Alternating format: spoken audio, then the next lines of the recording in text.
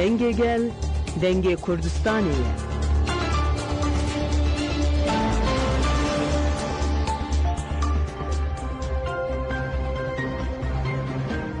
ئەم کاتتان باش بیسەرانی هێژان لا ڕادیۆ دەنگی گەلەوە بە یارمەتی هاوکارانم گەشتی هەواڵەکانی ئەم کاتژمێرەتان پێشکەش دەکەین.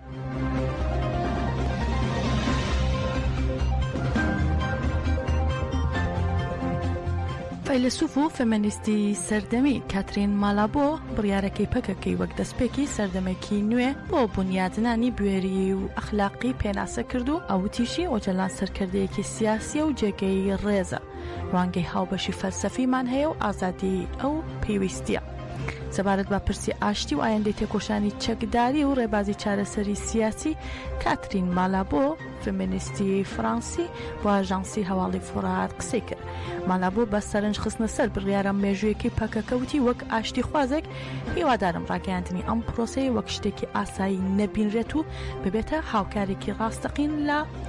پرۆسەی دانان و دیموکراتیک بووندا. هەروە پەیوەست بە بانگەوازیەکان بۆ ئازادی ڕێبەر ئۆجەلانی شوتی بێگومان بەشداری ئەم بانگەوازیە دەبم چونکە ئۆجەلان سەرکردەیەکی سیاسی مەزنە. کاترین مالابۆ پەیوەست بە هەڵسەنگاندنەکانی ڕێبەر ئۆجەلان دەربارەی کۆنفێدرالیزمی دیموکراتیک و ژنۆلۆژی شوتی لەو باوەڕەدا پارادایمی بەڕێز ئۆجەلان ئەو دیموکراسی نییە کە لە سەدەی هەژدەدا لە ئەوروپا لە قۆناغی ڕەوشەنگەریدا دەبیندرا. ئەمەی ئەم شێوە دیموکراسیەکی نوێیە کە وابەستەی فەلسەفەیەکی نوێیە کە لە ڕووی ناسنامەییەوە گردون پارێز نییە. دەربارەی پەکەکە بۆ بڕیاردان لەسەر کۆتایی هێنان با تێکۆشانی ڕێبازی چەکداری مالابۆ دەڵێ بەڵێ بێگومان ئەم هەنگاوە بۆ سەر لە نوێ بنیادنانەوەی ئەخلاقیات هەر هەنگاوێک بەرەو ئاشتی بنرێت هەنگاوێکی ئەخلاقیە. ڕاشیگەیان هیوادارە بڕیارەکەی پەکەکە سەرەتایەکی نوێ بێت و دەشڵێ بەڵام ئەم پرۆسەی تەنها پەیوەست نییە بە کوردەوە بەڵکو بەندە با وەڵامدانەوەی حکوومەتی تورکیاوە. با بۆچوونی من ئەمە سەرەتایەکی نوێیە. هەروەها مالابۆ لە وڵامی ئەم پرسیارە کە ئایا بەرپرسیارەتی کۆمەڵگەی نێونەتەوەی لەم پرۆسەیەدا هەیە دەڵێت ڕەنگە من هەڵەبم بەڵام دڵنیا نیم کە داواکاریەکانی کورد لەلایەن کۆمەڵگەی نێونەتەوەیەوە دەبیسرێت. لەو باوەڕەدام پێویستە پێش هەموو شتێک کورد بە بەرخۆدانی خۆیەوە بەرگری لە خۆی بکات و پاراستنی خۆی بێنێتە ئاراوە.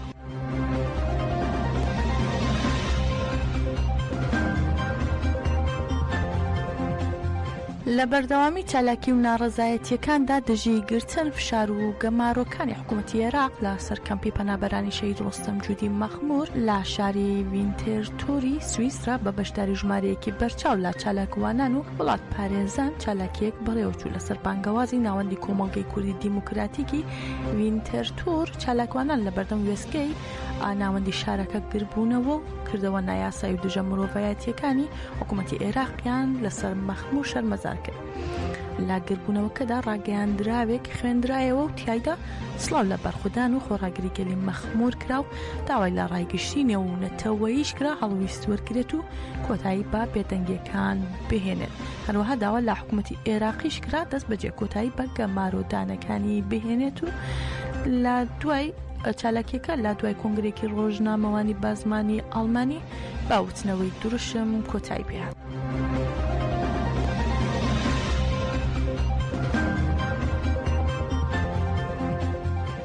غەریب حەسۆ هاوسەرۆکی پێیەدا لە چوارچێوەی گەشتەکەی بۆ ئەوروپا لە شاری زوریخی سویسرا لەگەڵ گەل کۆبوونەوەی ئەنجامدا. حەسۆ جەختی لەوە کردەوە کە کورد نابێت بە قسە بەڵکو دەبێت بە کردار بەشداری تێکۆشانی ئازادی بکات و هۆشداری دایە ئەوانی کە هەوڵی ڕەشکردنی پرۆسەی ئاشتی دەدەن و وتی ئێمە ئێستا چوونەتە ناو پرۆسەیەکەوە کە چەک ڕاوەستاوە و تێکۆشانێکی نوێ دەستی پێکردو و دەبێت هەمووان با دروستی لەم پرۆسەیە تێبکەن.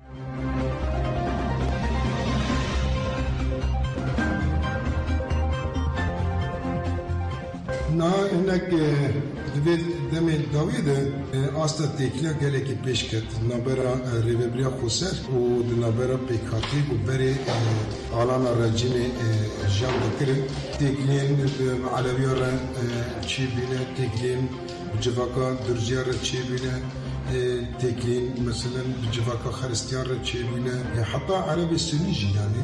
تكلي بارج بيشكتنا جمو بيجي تكلي قالك باشن خورتن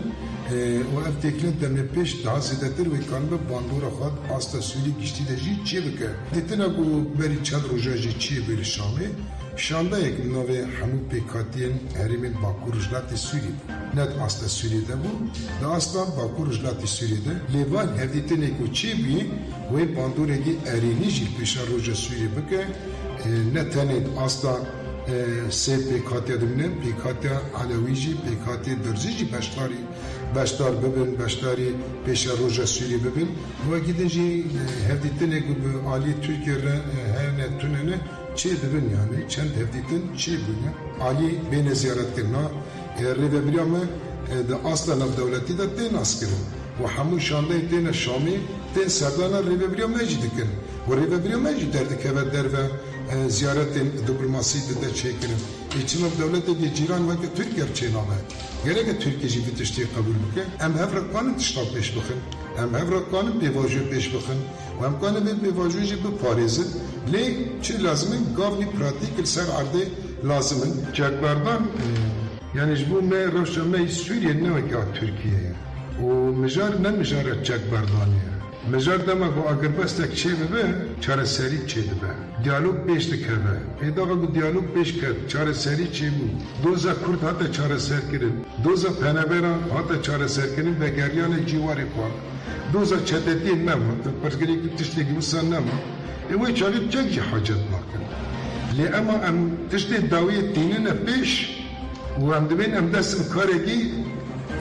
چاود بکن اف وسا نابه yani وسا ev بچوک خستنه ihanet کردن زانه yani ام دخوازم پرسگریک bir çare ser kirin varıp dayı kirin let rojava guhayji roşa guhay taybet açakan ev mijareki ditirim gridayı qasedi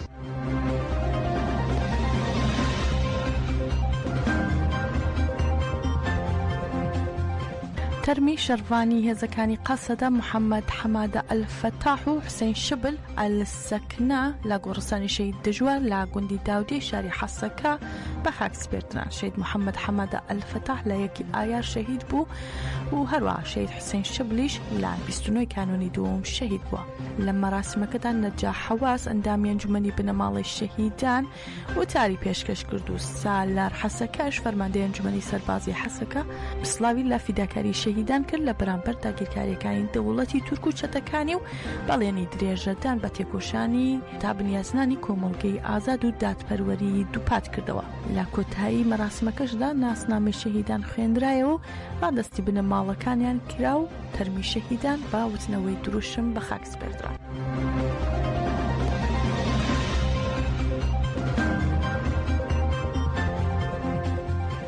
لە چوارچێوەی لێپرسینەوەکانی دژبە شارەوانیەکانی جەهەپا لە چوار لێکۆڵینەوەی جیاوازدا بە بانگەشەی گەندەڵی لا دژی شارەوانیەکانی بۆ یەکچەک مەجە ئافجلار و غازی عوسمان پاشا و سەیهان و جەیهان کە سەر بە شارەوانی گەورە شاری ئەستانبوڵن دەستی پێکردووە لە ئەنجامی لێپرسینەوەکانی دەوڵەتی تورکدا تا ئێستا 38 کەس لەلایەن دەوڵەتی تورکەوە دەست بەسەر کراون و باپەی زانیاریەکان کەسانی دەست بەسەر کرا و دوای ڕێکارەکان لا بنکەی پۆلیسەوە ڕەوانەی دادگا کراون با مەبەستی لێکۆڵینەوە لەگەڵیان هەر لەو چوارچێوەیەدا لە لێپرسینەوەی سەرەتایی دادگا کەسێک لە دەست بەسەرکراوان سزای ڕاگرتنی بەسەردا سەپێنرا و کەسێکی تریش دەست بەسەر بەهۆی کێشەی تەندروستیەوە کە دەست بەسەرکرا بوو ئازاد کراوە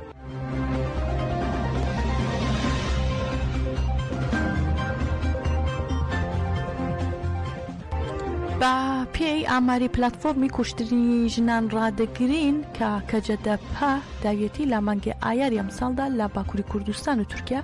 41 ژن کوژراون کە لەو ژمارەیە 21 ژن لەلایەن کەسوکار و هاوژینەکانیان کوژراون و 20 ژنی دیکەش بە شێوەی کوماناوی گیانیان لەدەستداوە کەجەدەپا ئاماژە بەوەش دەکات 62% ئەو ژنانە لەناو ماڵەکانیاندا و بە چەک یا ئامێری تیژ یا خنکاندن و ئەشکەنجەدان کوژراون ڕەوە تاوان پەرلەمانەکان بە هۆکاری جیابوونەوە و ئابووری ئەنجام دراون و بەردەوامی توند و تیژی دژبەژنان بەردەوامە سەرڕای ئەوەی ئەمساڵ بە ساڵی خێزان لە تورکیا ناسێنراوە. جێ ئاماژەیە توند و تیژی خێزانانی تا ئێستاش وەک هەڕەشێکی گەورە بۆ سەرژیانی ژنان دەمێنێتەوە، چونکە زۆر جار لەلایەن هاوژینەکانیان و کەسوکارەکانیان ژنان دەکوژرێن و چالاکوانان داوای ڕێوشێنی توندی خۆپارێزی و لێکۆڵێنەوەی کاریگەر دەکەن بۆ کەمکردنەوەی ئەم کەیسانە.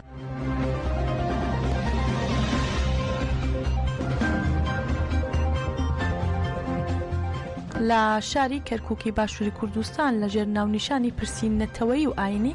لە هەردوو قوتابخانەی شێخ سەعیدی پیران و شێخ سەعیدی نۆرسی خانەی ڕەنجۆری هەستا بە سازکردنی کۆڕێک بۆ سیاسەتمەدار و مامۆستای زانکۆ حەسەن ئەمی شێخانی دەربارەی شۆڕشەکانی شێخ سەعیدی پیران و شێخ سەعیدی نۆرسی. حەسەن شێخانی سیاسەتمەدار و مامۆستای زانکۆ ڕەخنەی لە بێئاگایی کوردانی باشوور لە سەرکردن مەزنەکانی باکووری کوردستان و پارچەکانی دیکەی کوردستان گرتووتی لەمڕۆدا لە باکووری کوردستان لاسایی درێژە پێدان باشۆڕشەکانی شێخ سەعیدی پیران و شێخ سەعیدی پیران پرۆسەیەکی مێژووی و گۆڕانکاری گرنگ بەڕێوە دەچێت.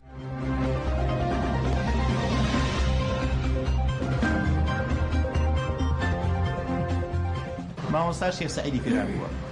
لە سەر مەنەسەی دەسێدانی خۆی و چل برادری أفرمي إنكم كنتم تستطيعون إعدامنا إن كنتم تستطيعون إعدامنا الآن يا وقت وإن سيم رسالة بدن فاعلموا أنكم لم تستطيعوا إعدام شعب بأكمله يا وقت وأنا مقاليكم إعدام كان دماؤنا ستزين علم الحرية خونكاني إيما يا هرشمي آزادي جوانكات عاش أبطال الكرد بجي سركردو سنبولكاني كلابياواني كرد عاش الكرد وعاش الكردستان المجد للشهداء الحرية في كل مكان. أمد وتكاني الشيخ سعيد كلام وزارة رحمة الله. نەوار موسەوی چاودێری سیاسی عێراقی سەبارەت بە شکستهێنانی هەوڵە دیپلۆماسیەکانی عێراق بۆ دوورخستنەوەی هێزەکانی دەوڵەتی داگیرکەری تورک لە هەرێم و عێراق ڕێگەیان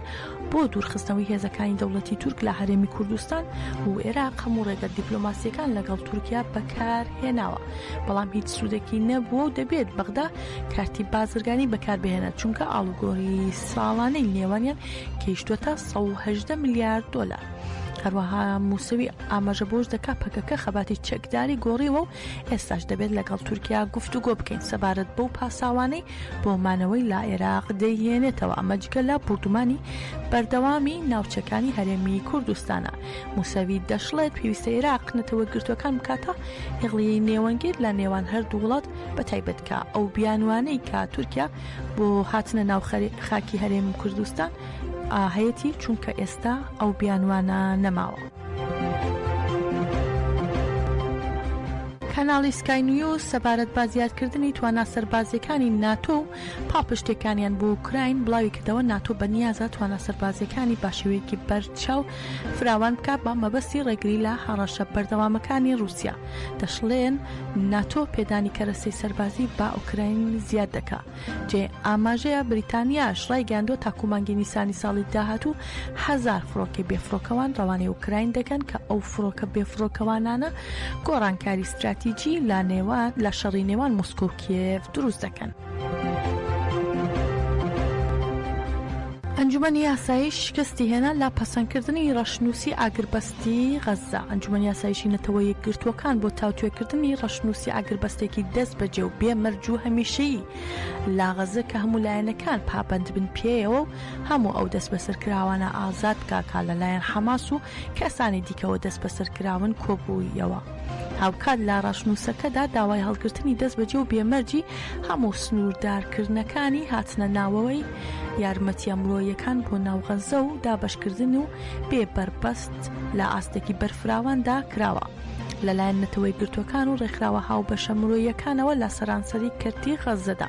لە بەشێکی دیکەی ڕەشنووسەکە داوای گەڕانەوەی هەموو خزمەتگوزاریە گرنگەکان بە پێی یاسایی مرۆیی و بنەما مرۆیەکان کراوە، بەڵام لا کۆبوونەوەکەدا ئەمریکا ڤێتۆی خۆی لەسەر ڕەشنووسەکە بەکارهێنا و پرۆژەکە شکستی هێنا. گەشتی هەواڵەکانی ئەم کاتژمێرەمان پێشکەشکردن. هەر شاد بن.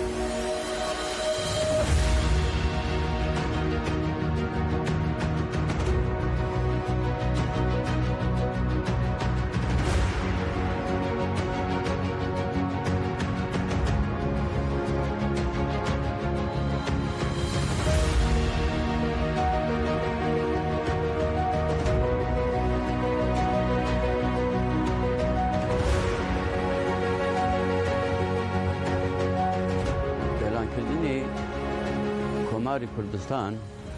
هەرچەند دیرۆکێکی زۆر دوور نییە لەبەروەیە نەها گەلێک کەس هەنە ئەو سەردەمی مەسئولیەتی وان هەبوو گەلێک تش دەزانین وەکی دن پرۆبلێمێکی کە هەیە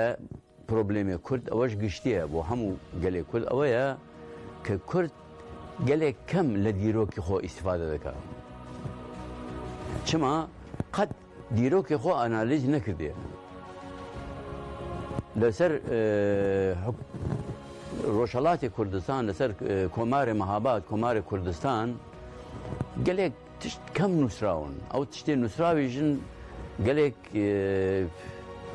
هێندێکیان لە ڕاستی دوورن چاوە دەبێژن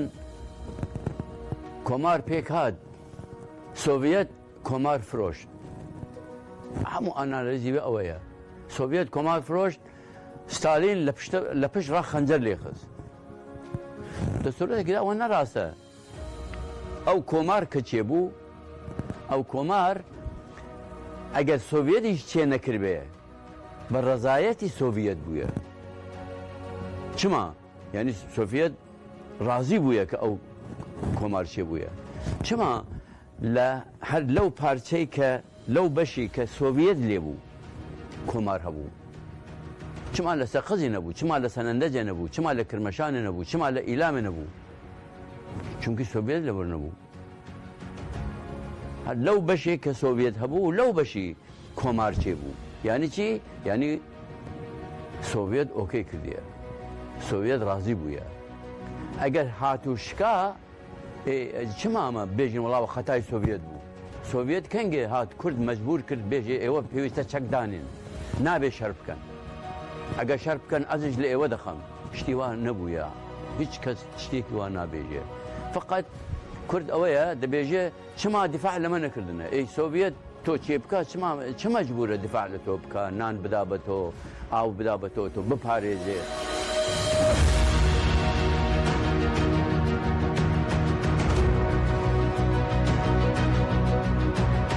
پێویستە